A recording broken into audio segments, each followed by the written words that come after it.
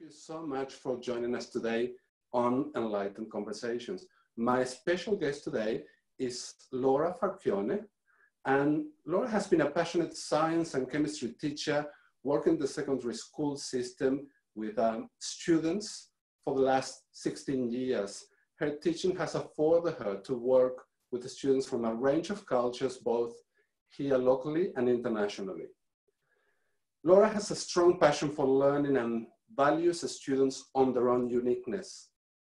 This passion has learned for her to go to further education and to increase knowledge and skills. And she went back to Melbourne University and did a master's in inclusion and special education. These qualifications allow her the privilege to work and lead a department in the special education needs in Melbourne. She has taught and managed students with specific learning needs and diagnosed disabilities in an inclusive manner with integrity and with love. And I think that that's three key elements. So Laura, welcome to Enlightened Conversations. Well, thank you. It's a pleasure to be here. Thank you so much. I love the Buddha that's behind you. Thank you. It's a travel purchase. Laura, I would like to start our conversation today, and please be free to go wherever it takes us. Don't think that you're going on a tangent. If that's where you're guiding, and that's where the angels and spirits are guiding us, we'll just go that way. But I would like to start perhaps on a topic that is familiar to the two of us. And we always, you and I, talk about holding space for one another. But I would like to know, how do you do that as an educator, particularly with students that they may have specific talents or specific needs? I guess holding a space really starts with knowing yourself and knowing your own vulnerabilities. I think in terms of my own journey as a student, because as an educator, we start as students.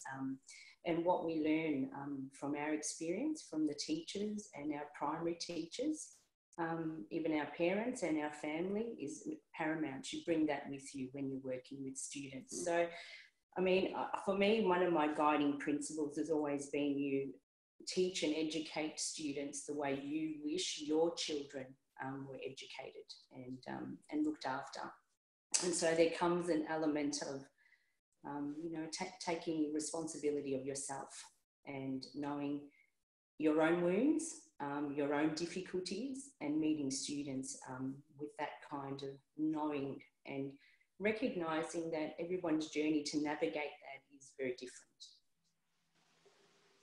And being an educator myself, I know how important it is that people pay attention to what you know. Sometimes educators walk into a classroom or a training room or whatever the education may be taking place. And they tend to assume that, okay, I'm here to teach you, I'm gonna put myself on a pedestal, sit there, listen, shut up, copy what's on the board, and I'll ask you questions. Mm-hmm. And I learned from somebody as well from Melbourne University that it was all about color and movement and music and things happening to really create that inclusive learning environment so anyone can actually participate without you pointing the finger at somebody and saying, answer the question.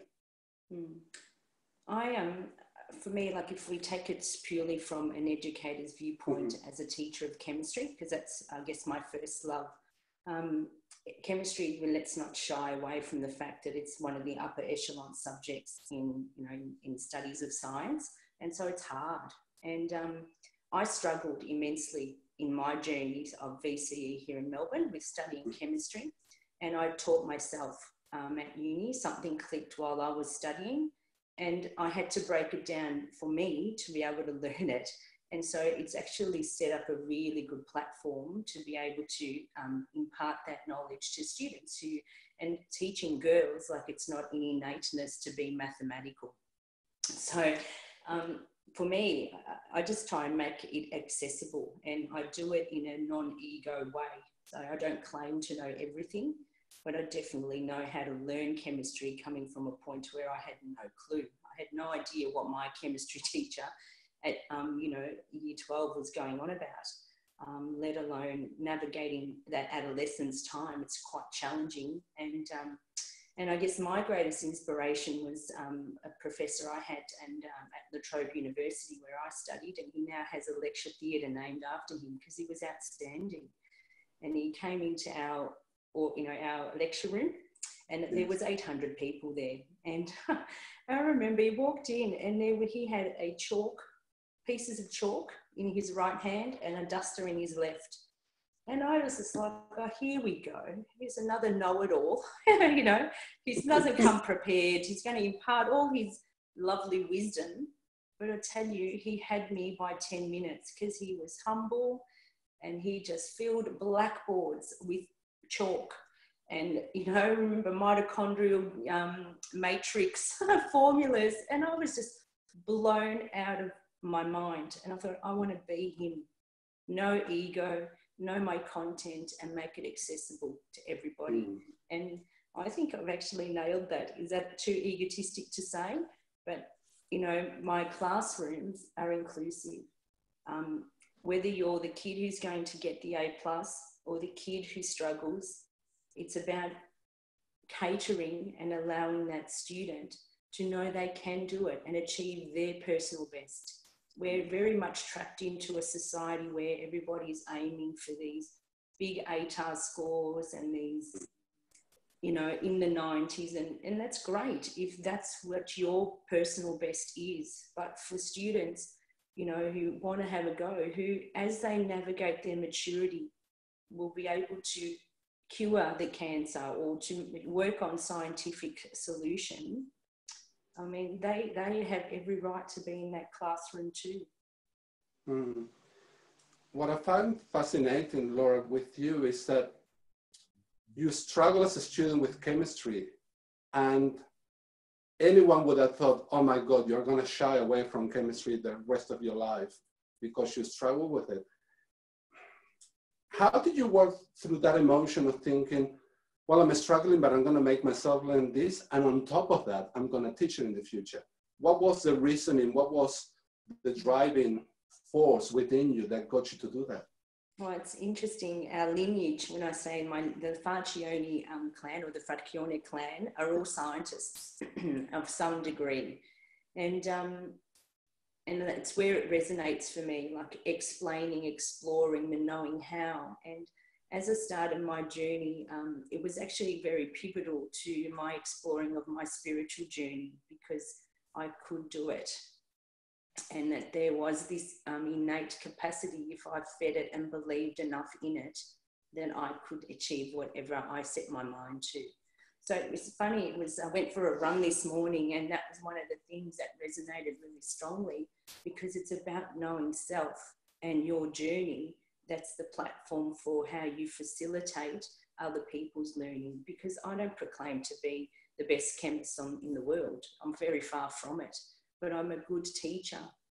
I'm a good person who can encourage and make one really tap into their internal belief system, that they can do whatever they want to do.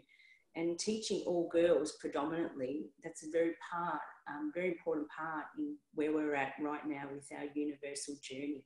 Yeah. This acknowledgement of the feminine, and that it can do just what the masculine can do, but just in a different way. I think that we're touching something important, and it just took me back to primary school, second year, and a teacher, I couldn't get a multiplication right or a division right, something that is, and I was struggling with that, and everybody else was getting it, but I didn't.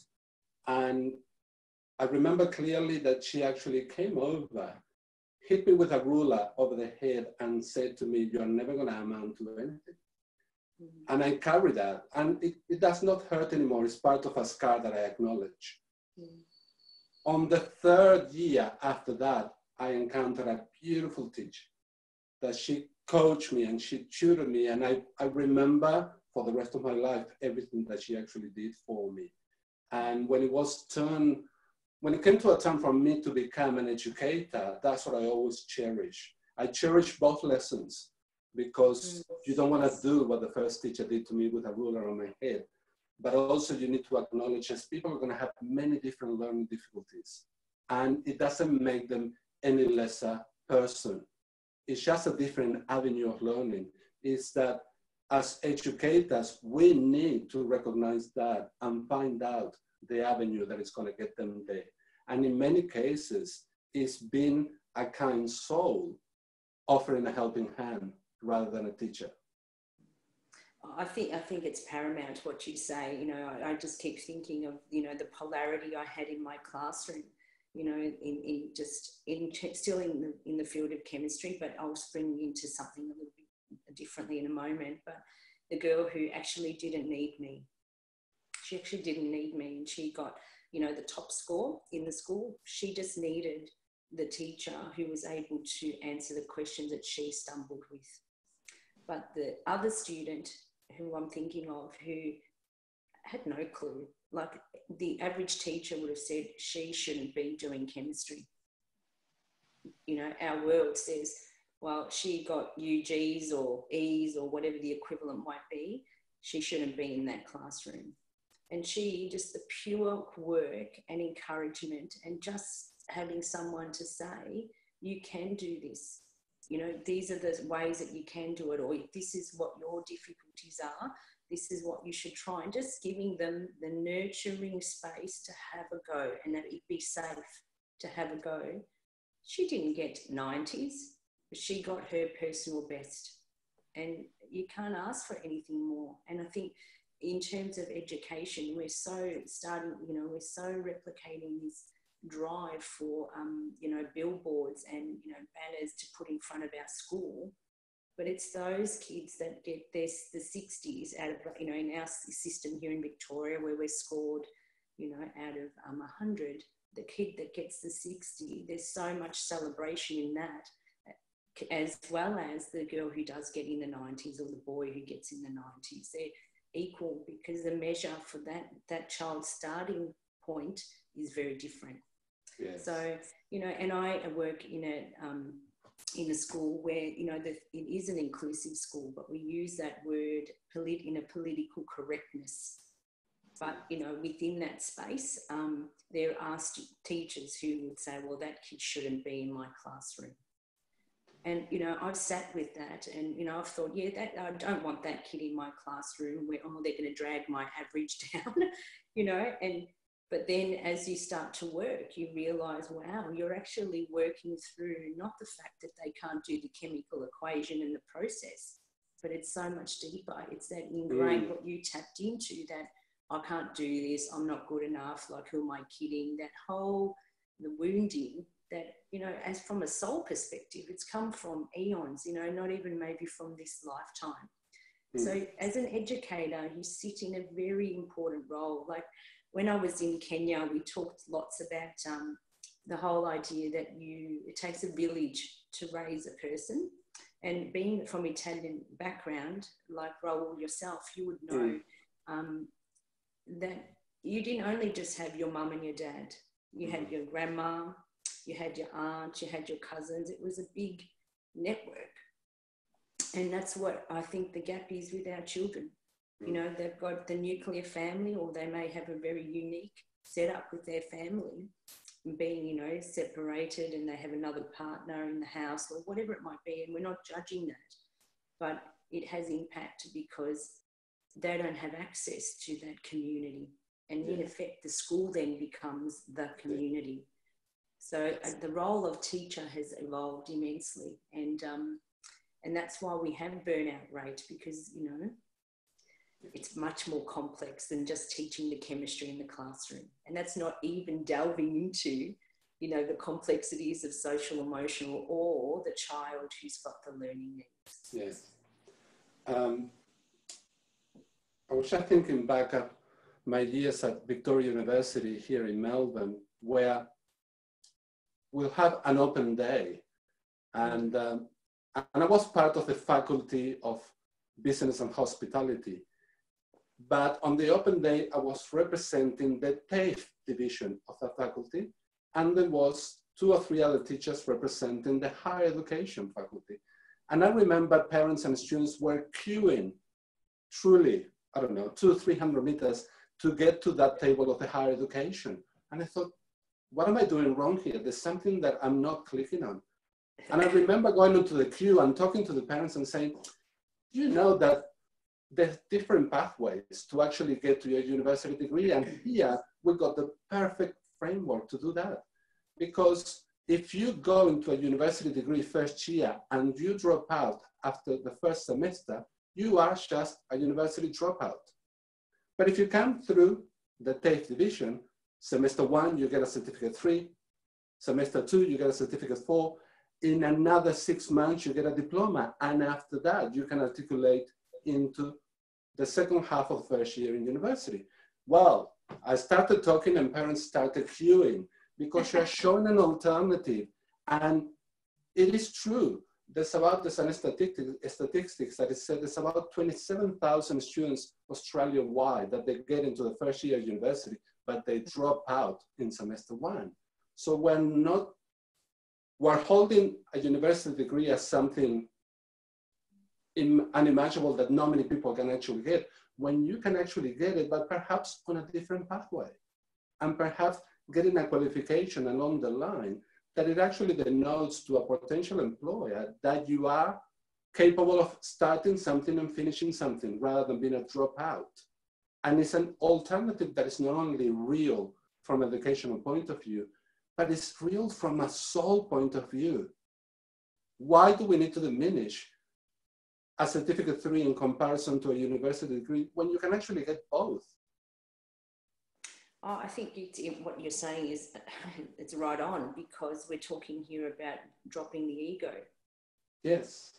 You know, it's the same as, from a teaching lingo, we say teacher, facilitator.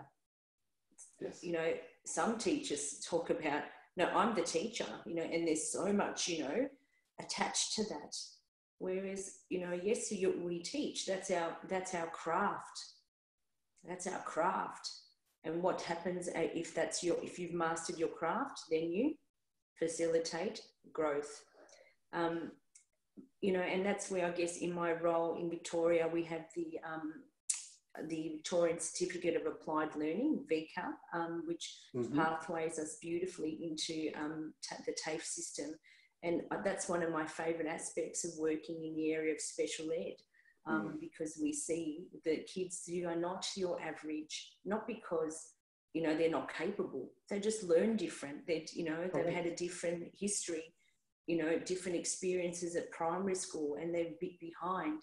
It doesn't mean that that particular student, when they're 25, isn't going to be equal to the child who's 18 and pathwayed straight through to university.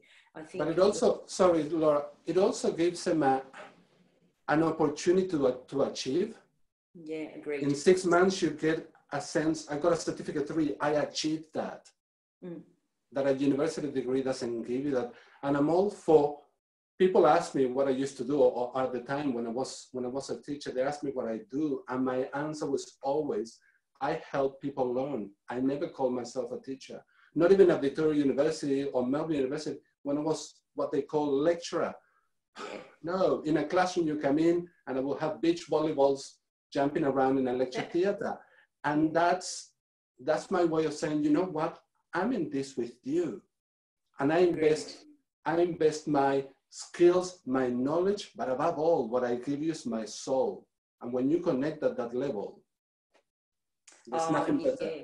You're speaking my language. That's, and I'm not one, I'm really transparent with the girls that I teach chemistry with, that every group that's in front of me, we're journeying BCE together. And the joke is that I'm doing BCE for the 17th time because, this group that I have this time round, and there's 2 classes, so we just say 17. Because if I start doubling them, I start to appear quite old and we can't go there. But in terms of, because what I used last year, I can't use with this bunch. And what I'm using this year, I can't use with the next year, because the girls that I have are unique. The souls are coming unique to me with their own things that, and I'm a bit naughty. I regrid the classroom every year with crystals. And this year I knew I did a bit of reading about them. And so I regridded the space in a very different way than I gridded it the year before. And I tell you, the power in meeting them where they are is paramount, but also sharing your own journey. I tell them, I hated chemistry. I was the kid in the back row that wanted to throw darts at her. Oh, and they laugh, and I'm exaggerating because it's about theatre. And I'll say, but I hated her. And I didn't. I didn't hate her, but I hated the subject. It was too hard. And there was no making it real. It was no, why am I working out the mole? What is the point? Or what acids and bases? Why do I care about acids and bases? But teaching the subject and giving it perspective, giving it relevance is another point as well. It's not just content. You have to make it come alive. Yeah, I couldn't agree with you more. Doing mathematics in high school and learning logarithms. And you think to yourself when you're a teenager, what the hell do I want to know logarithms for? Yeah. And you learn it and you pass it, but truly you don't take it in.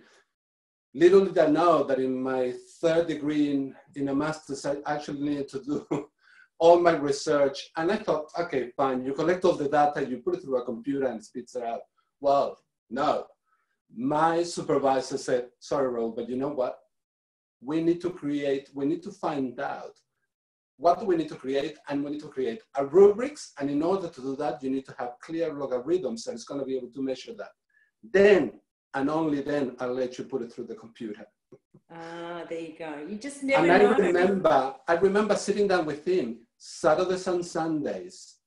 He tutored us through logarithms from the beginning to the end. And you finally understood it because you had a purpose to use them. Agreed. And at times, when we are helping young minds learn, we forget about the purpose. Agreed. We were talking to you, and I was saying to you, students at Victoria University, that I ended up winning an award because of that, but it wasn't about that. It was about giving them the best, doing a business plan and putting that business plan into action. And we took those students to the equestrian event, and they were catering for the judges and for the VIP marquee, but they have to have a clear business plans. They have to actually sit with the client, find out what their wants and needs are, budget, and so on and so forth. That's the idea of helping somebody learn, because then you are setting them up for success rather than for disappointment and failure. But it comes with a burden that truly you need to give your heart, mind, and soul to the whole activity of helping somebody learn. Well, I mean, teaching is more than just accruing your superannuation fund. I mean, what if you don't have the passion for it, you can't instill it in your classroom and in passing on your knowledge. Because one of the beautiful things, what I say to the girls at the beginning of every year is I say, I cannot wait to see where this seed is going to go, because this might just be the platform for amazing things. And I've been part of that. I've shared, and, I was told some time ago by someone that, channel teacher of teachers, and the ego quickly attached to, oh, what does that mean? What am I going to do? Am I going to be lecturing? Like, what does, that mind was trying to decipher. And it's only, in the last year or so, I guess in our work together too, that I've been able to sit with, no, it's in every single person, teacher of teacher, because these kids that I have today, I'm honoured to be sharing this time. I have to model the best practice so that it's a great platform for them to take off from. So like you, who took your class to Werribee, I'm an advocate for, you have to take them off campus. You have to take them to use the instrumentation that they're learning. How does it make sense? What does, we have a concept and it's too technical, but, where they can go away and make a drug, analyze its purity, see its yield content, blah, blah, blah. How do they do that in a classroom? We can't afford to have $1 million machines in the local high school. So you have yes, absolutely, couldn't agree more. But you've got to be passionate. If the passion is gone, then teaching, you're selling it short, because you've got the future in your hands. We work with the future every day. We work with the future every day. I love what you said about being teachers of teachers without thinking that you need to be a lecturer for potential teachers. It's that idea that student that struggle with chemistry in your classroom, and you enable them to actually achieve that knowledge and then the skills of producing that pill, that drug that they need to do. And then to find somebody that they can actually pass that on. Yes, paying it forward, that idea of saying, you know what, I struggle with that, but I had a teacher that showed me how to, let me share that with you. And that's a teacher teaches. Yeah, absolutely. Absolutely. It's paramount. You know, I had a phone call. I was talking to a family yesterday, and it really blew my mind. I thought it's amazing, the divineness, the timing of it all. And I had to impart some knowledge that funding hadn't been approved or whatnot. So it was a bit of a technical conversation. And then at the end, the mother said, "Oh, have you been teaching at the school for a very long time? And do you remember student X?" And I've just gone, "Oh, yeah." And student X was a struggler. Student X shouldn't have been in the chemistry classroom. You know, if we're taking the model of you haven't got your grade averages or whatnot. Mm-hmm. And student X is now working in America in a big high-flying lab. And who would have thought that 12 years ago? And so that's the power. That's the power of belief that you can do. You can do. You've just got to find the confidence, and you have to have the environment. Like we talk about educators as setting a, when you know those subjects you do when you're doing your Bachelor of Teaching or your postgrad, and they talk about, the pedagogy and all those beautiful crafts. And one of the big topics you always talk about is the classroom climate. Mm-hmm. Classroom climate. I mean, what is that?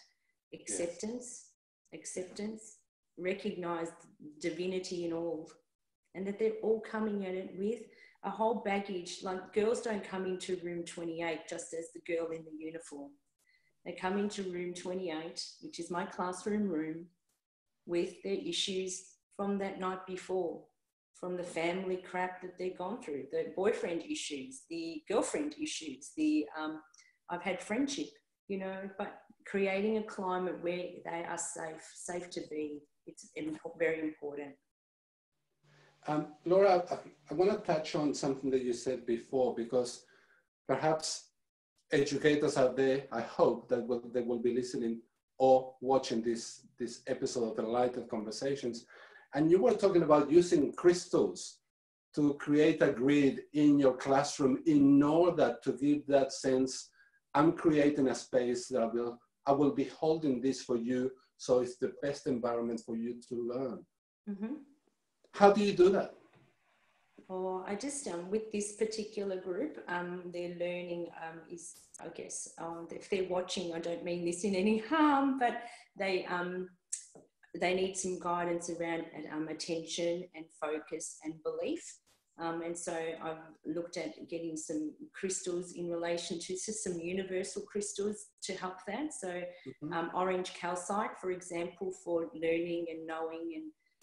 And so just took it in, did a meditation in the room. Nobody saw, no one's known anything. It's not something that I tell anybody, but now I'm telling you. So, and I've put crystals for the first week in different spots across the lab that you can't see. And then just reset the intention for the best outcome for these students. And I've collected them, and they come with me in and out every class. Isn't that beautiful? Yeah, it's really special. Isn't that beautiful how we actually come to a realization that despite of us and many other people going to university and be a scientist and everything has to have proof, we can still find a middle point between what we need to ascertain and what we need to prove empirical, but also what our souls knows that we need in order to help somebody else. Yeah, I mean, I think we go into, I think we're, from a soul perspective, we're all yearning to connect. And in terms of the classroom and teaching, like, you couldn't be in a place that's more, you know, flourishing with connections. You know, as an educator, you're part of the school community. As a student, you're part of the school community. And being community, like, you're all exchanging all the time, all growing together. And, you know, because the person who I was 16 years ago is not the person who is today. I'm certainly not the person I was last year. I'm certainly not the person I was 3 years ago. And just like our students aren't the same students, the girls I have today are very different to the girls I had 10 years ago. They're coming in with a greater awareness. They're more open. They're questioning. They're yearning for connection. I've been really privileged this year. I've gone back into doing pastoral care or homeroom in the morning. So I get to see a group of 20 girls every morning, and we mark the roll and we start our morning together. And there's many of the girls that I teach chemistry. So it's been a really privileged space. And with Year 12, we talk about anxiety and managing workloads, because I think the 21st century student is navigating a plethora of things, and anxiety is a big one. And it sort of starts to tap into the special ed side of my profession.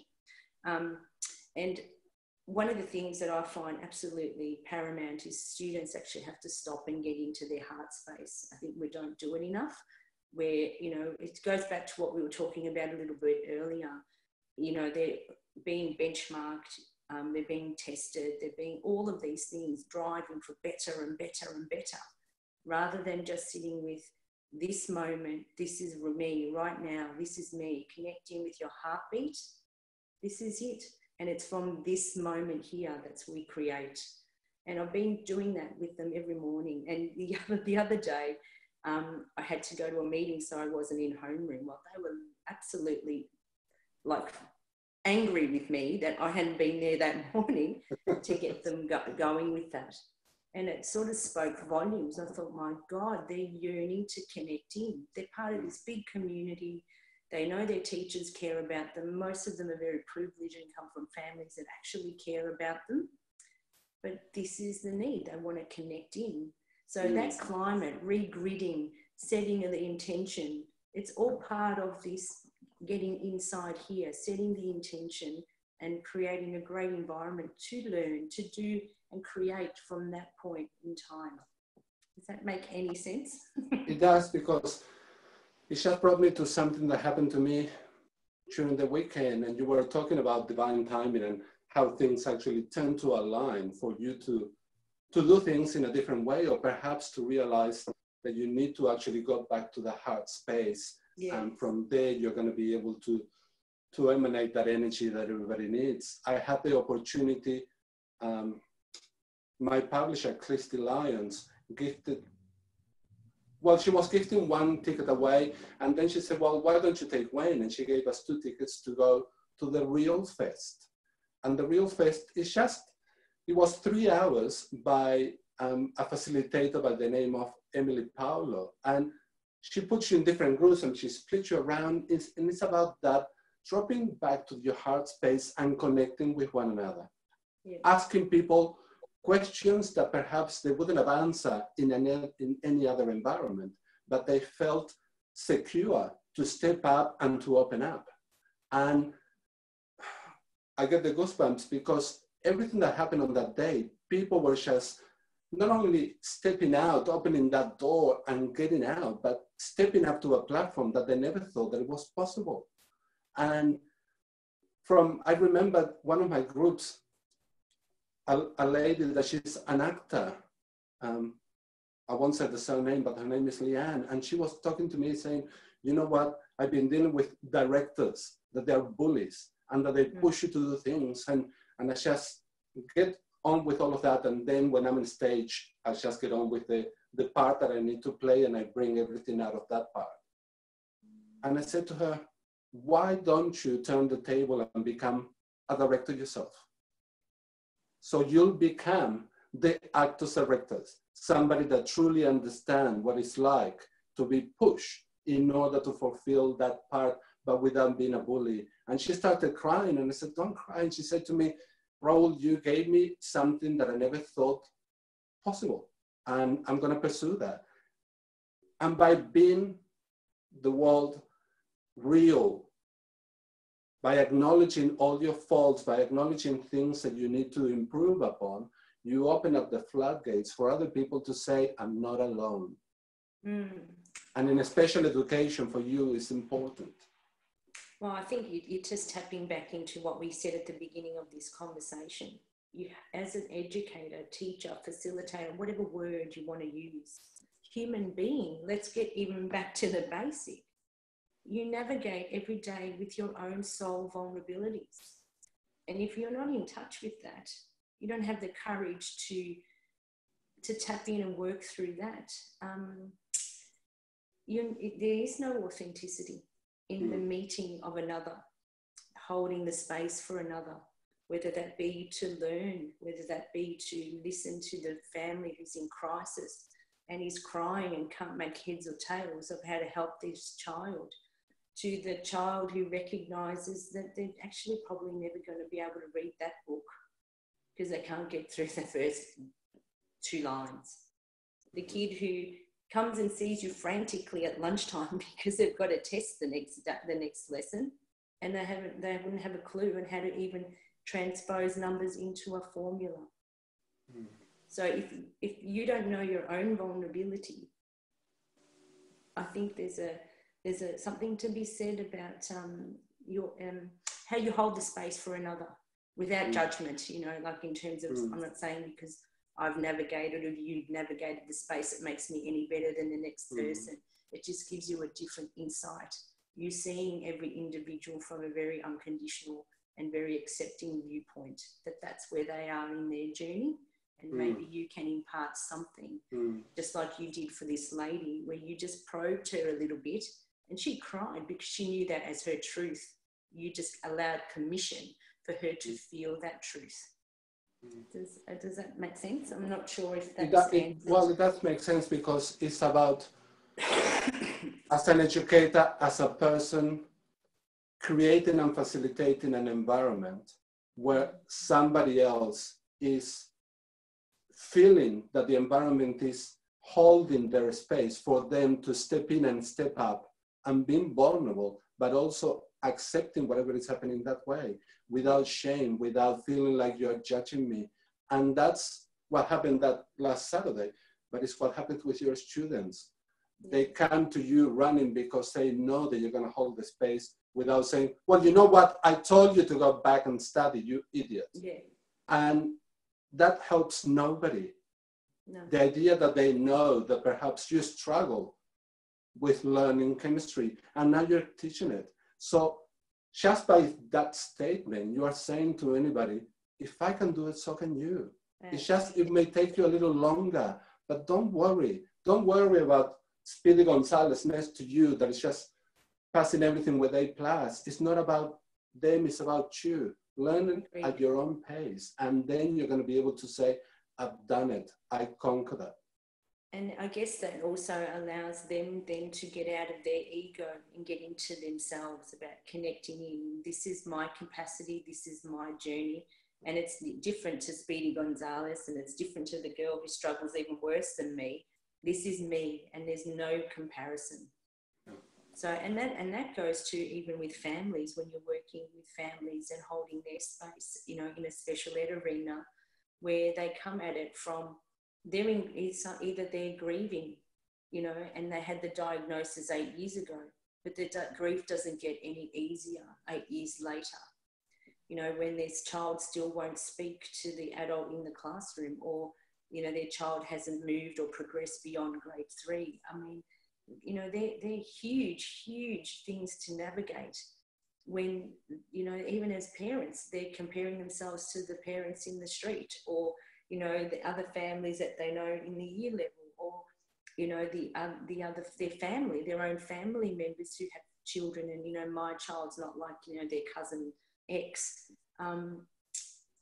you know, and that it's so important just to listen, and to even yourself be safe to be vulnerable, your vulnerable self, because it gives the other person permission.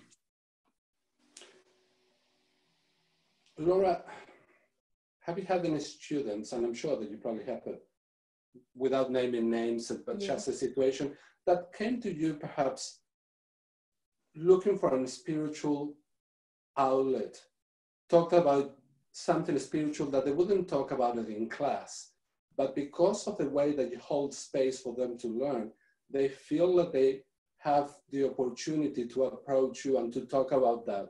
And it's not related to chemistry, perhaps. Yeah, absolutely. I mean, we had, you know, a couple of young girls, especially in the last, you know, 3 or 4 years, as I've kept growing in my journey. I think you shine your light a little bit differently as you start to unpack yourself.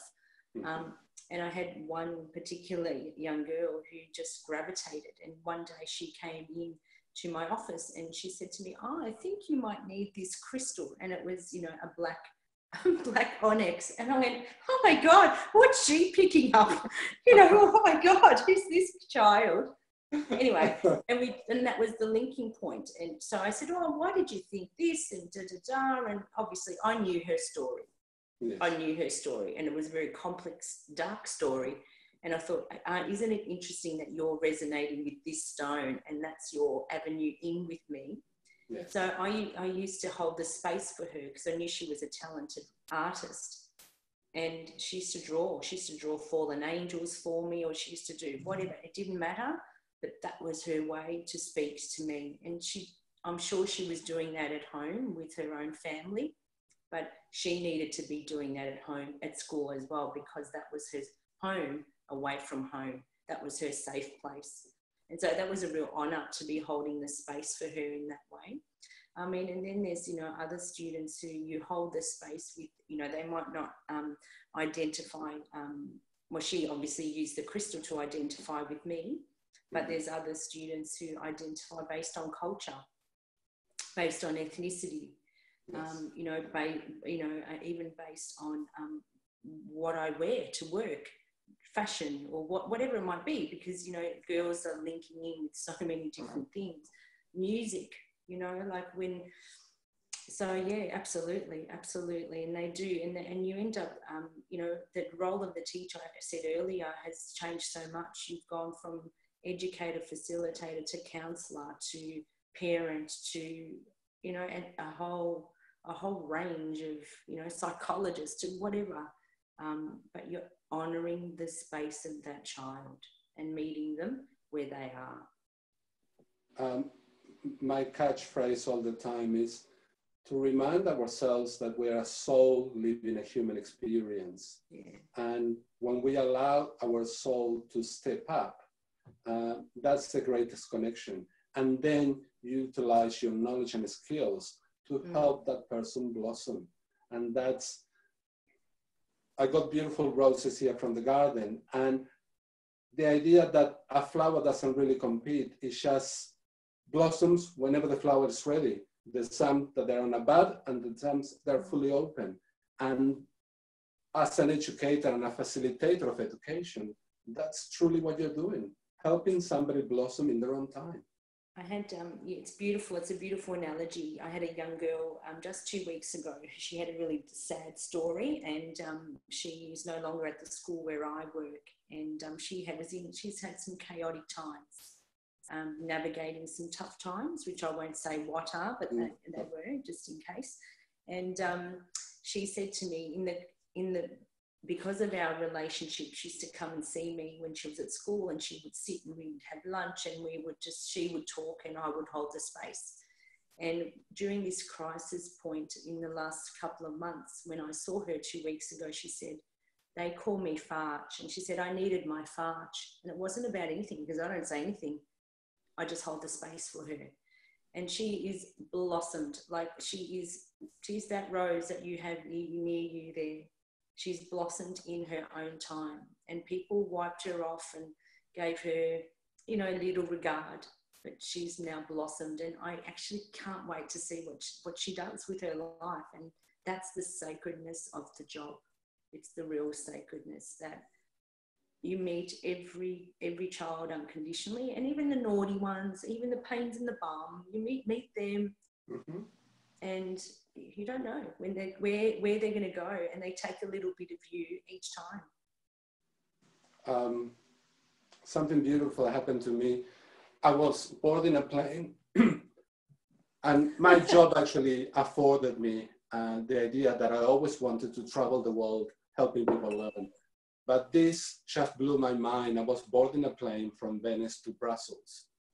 And as while getting on the queue to get on the plane, this student, a grown man, touched me on the shoulder and said, "Hey, Raul, do you remember me?" And of course I remember him. He was one of those students that was a troublemaker at the back of the class, always cracking a joke and the class clown.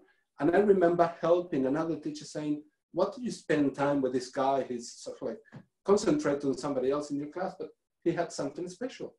And there he was. He was a hotel executive traveling from one place to another from the company. And you never know, that little bit of a smile, holding space and saying, you know, I'll believe in you, even if you don't say it.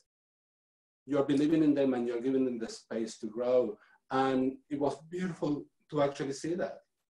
Well, I think, yeah, I mean, I've had that too. I was getting on a plane to go to Nairobi. And I'm in the plane, and one of my students from 12 years said, "Oh, far," just like, oh no, the whole plane, that section of the plane. I was like, oh my God, I'm shooting now. I can't go anywhere. I guess, like, yeah, it's beautiful. And I love the stories. I love hearing what they do. But I cannot express how the job is a complete honor. It's so exhausting because when you are authentic in the role, it is exhausting, but it's so rewarding. It's outstanding. The ability to work with people in that way, there's nothing better. But I think that, yeah, go on, sorry. I think also that you know, kids smell authenticity. I think that's just the bottom line. People smell authenticity because you've obviously worked with adults, young adults, but young kids they smell authenticity.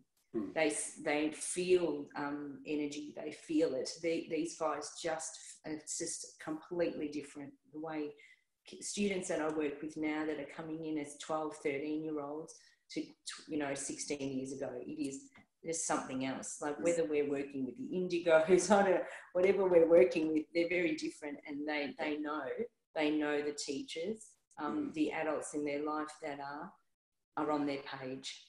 Yes. If that makes sense.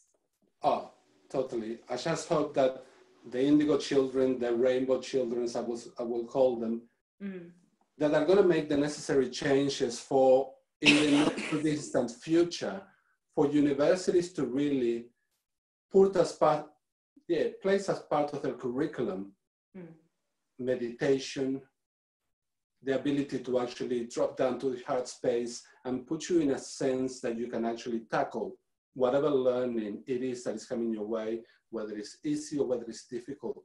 Because we're not tapping in. We're tapping into the psychology of learning, but we're not really touching into how do we apply all of that to the soul. Yeah. And I think that the new generation, there are primary schools here in Ballarat that they actually do meditation for about 10 minutes before the class starts with young kids. And it is with hope that I say this, that those young kids are going to be the deans or the vice chancellors of universities in the future, that they're going to be able to just bring that in, and it's going to be second nature to them. We no longer need to talk about airy-fairy, souls, spirits, and all of that is part of the journey. Sure, you need to have scientific proof for whatever you're actually studying, but there's also the spiritual truth that at the moment, some of us are holding, and I'm hoping that these young kids will carry that through to whatever career they choose. Yeah, I had a meeting yesterday afternoon, and obviously my morning routine is starting to get around. My my team leader for this particular group that I'm part of at school, he said to me, "Oh, Laura, do you think you'd be keen to run this with all the Year 12s on a rotation basis?" And I thought, wow, look at our young kids calling it in. They're calling it in. And it's coming. It's definitely coming. You know, we even here in Melbourne, we have primary schools that do meditation, definitely. I think we have to re-look at how we train our teachers. That's something I'm very passionate about, in terms of we have to, it's no longer, it's like what we've been talking about, it's not just about your content anymore. Yeah, it's about, you know, you have a soul. It's not just about teaching them chemistry or teaching them Spanish or teaching them mathematics. It's a bit bigger than all of that. And, you know, where it goes, it's going to be very interesting to see. So, and I love hearing about what other countries do in terms of how they tackle education. I think Australia has a lot to learn. But also, as you were saying just before, kids are bringing that with them. Yeah. And remember your little nephew, Dylan, when it came to the book launch of My Little Angels Talk to Me, and that picture with you that he's looking up, and it was sort of like he's seeing the little angels, and he's not questioning it. But we tend to lose that because society and reality tells us that we need to leave that aside, because how can you prove that? Although you feel it. Yeah, well, I've only had one student say to me, "How can you teach chemistry and be a spiritualist?" And she's got a great point. But, you know, I said to her, we're all energy, darling, and even atoms are vibrating and responding to energy. And she went, "Okay, you got me now." Okay, and she let it go. But and we have to and our kids know it. They know this, and they're all going to be. I teach girls, so they're all going to be mothers. Yes. So they will be birthing them in. Yeah. But I just like that student of yours that she was challenging the concept, and she got an answer from you, and the answer was so valid that she dropped it.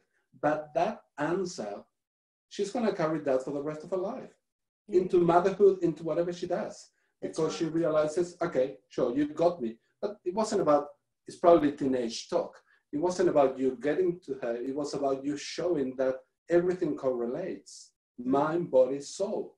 And that triangle needs to be looked after. And sometimes in education, we don't look after the triangle. I mean, that's what part of the gridding's all about. If a student sees the crystals, I'll say, well, what makes that crystal that particular color? The atoms that are inside it, the element, that transition metal. We can go on and on. We don't want to bore people with the science of it all, but it's chemistry alive. It's again another example of it's purposeful and it's here. Your chemistry's in everything. Yeah. So I think that's just wonderful for all educators out there, whether you're a formal educator, whether you're a parent or an auntie or an uncle or a father, whatever it may be, that you are helping somebody learn. Please remember this. Remember that we're all connected to our environment, connected to spirit environment, connected to our body, mind, and soul. And if we harness that, only then we're going to be able to just break through that barrier that probably you and I have experienced and create that, I don't know, the new Atlantis, to call it some way. Oh, yeah. So we were talking at yoga last night about some of the sutras. We're obviously being taught some of the sutras, and one of them was about the disconnection between the mind and the heart, like that our world is so much about the mind, and that when this is disconnected, we're actually, when we're working in a polarity, we're actually experiencing soul disconnection. Yes. And I think it's very important. I take it as a very, very responsible, and I'm very conscious of it, that the students that I have, it's a real privilege to actually allow them to connect in. And whether that's in a medium in the morning through meditation, whether that's in the my classroom teaching chemistry, you know, I often say, stop, breathe, we're here, I'm teaching this concept right here, right now. Like I said, if you're flying away over there or whatever you think about, be right here, right now. And they all go, oh God, yep, she wants us here. Or whether it's in the special ed arena. Yeah, it's about meeting them where they are, bringing them, making them aware, connecting. It's very important. But it's important that we feed ourselves too as educators, that we have to recognise that it's a very taxing role. So we have to have ourselves fed. So, yes. Yeah. Laura, beautiful. Time has run away from us. It does indeed. Yeah, we managed to cover quite a few things, and thank you for holding the space for every educator out there. And I'm sure that people that are going to be watching this episode of Enlightened Conversation will relate with what you have to share with all of us. Before we go, if people would like to get in touch with you, perhaps it could be a student, it could be a parent that it may need some help in the special education area. How can they get in touch with you? They can look me up on Facebook with my full name. Beautiful. Laura, from me to you, thank you so much. We always connect in such a lovely way, and I wish that the program was longer, but it's only a 1-hour program, but we managed to cover quite a few things. Yeah. Thank you so very much for being here today, and wishing you all the best with your students and doing for the 17th time BCE. Thank you, Raul. It's been an absolute pleasure. Time's run away, and I just hope people listening got something from it. So they got lots, I'm sure. Thank you so much. Have a good day. And you. Thank you, everybody, and we'll see you on our next episode of Enlightened Conversations. Thank you.